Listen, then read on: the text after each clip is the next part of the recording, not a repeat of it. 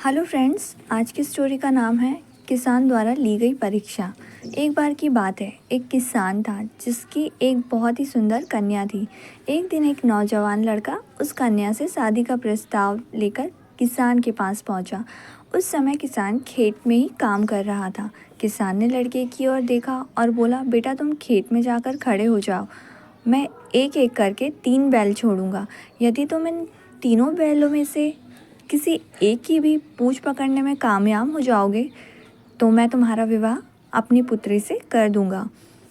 शर्त बहुत आसान थी, इसीलिए नौजवान लड़के ने एक प्यारी सी मुस्कान देते हुए किसान की शर्त कबूल कर ली और लड़का पूँछ पकड़ने की मुद्रा में खेत में जाकर खड़ा हो गया।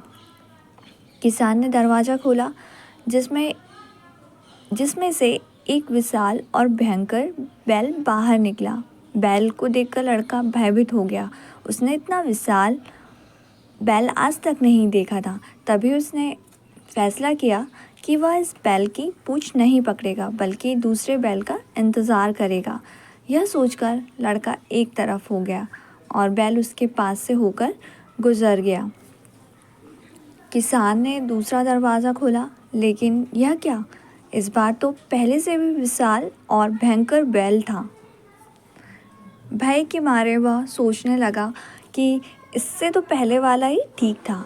लड़के ने इसे भी छोड़ देने की सलाह बनाई और वह बैल भी लड़के के पास से आकर गुजर गया। अंत में किसान ने तीसरा दरवाज़ा खोला।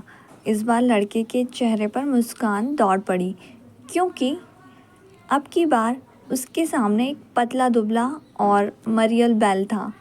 लड़के ने उसकी पूँछ सही से पकड़ने के लिए मुद्रा बनाई और जैसे ही बैल उसके पास पहुंचा, लड़के ने देखा कि उस बैल की तो पूँछ ही नहीं है।